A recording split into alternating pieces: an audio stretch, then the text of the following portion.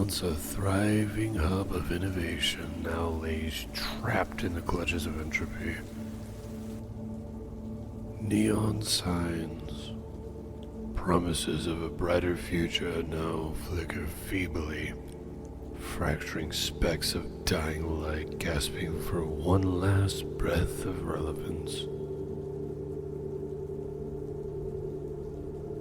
The survivors of our nuclear destruction, bearing both the physical scars of the past and the emotional weight of unparalleled loss, have managed to stitch together a precarious existence amidst these ruins.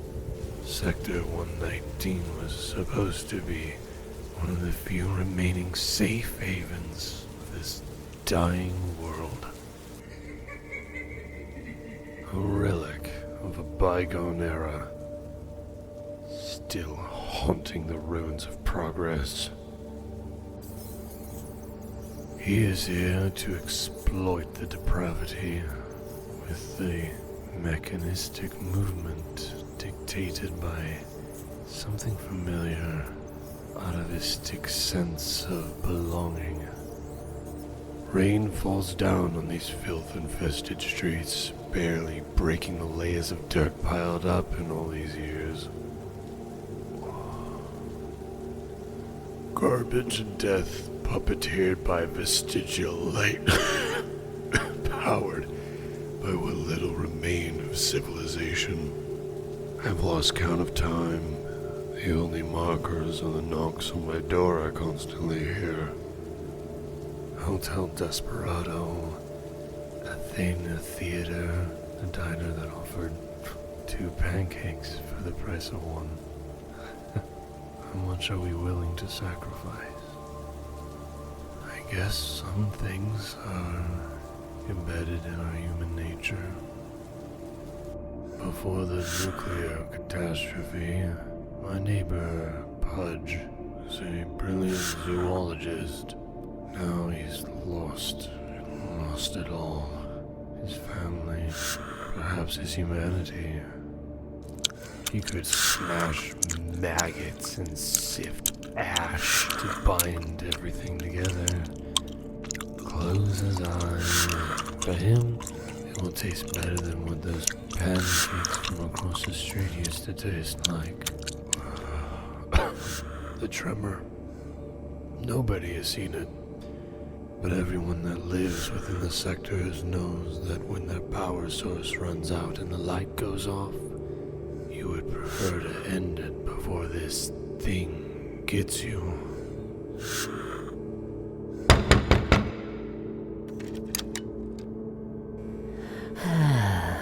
Greetings.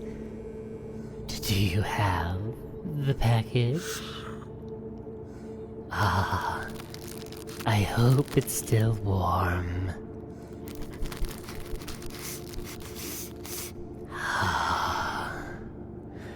Our business here is concluded.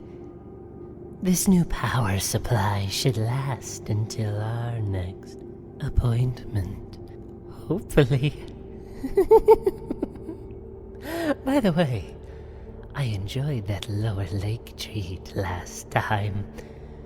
This package seems less bone, more meat.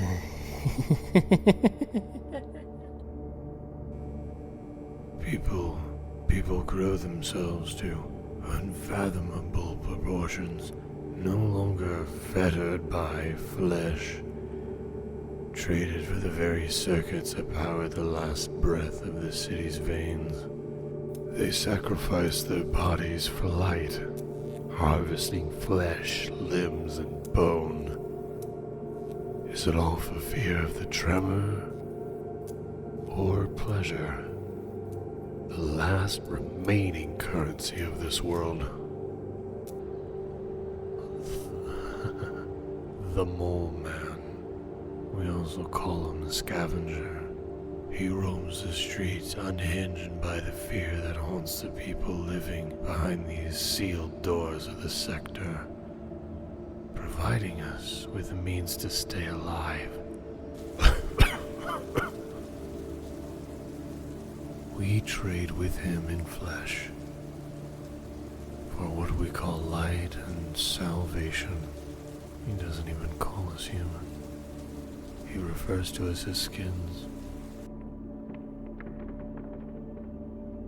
It all turned to a labyrinth of neon arteries pulsating their last electric breath. I stare each night at the obsidian sky, hoping to see a different light looking back at me. Each time, the only thing that accompanies me is the deafening silence of the dystopian tapestry of our city's desolation. A question lingers, a specter of doubt that I can't shake away.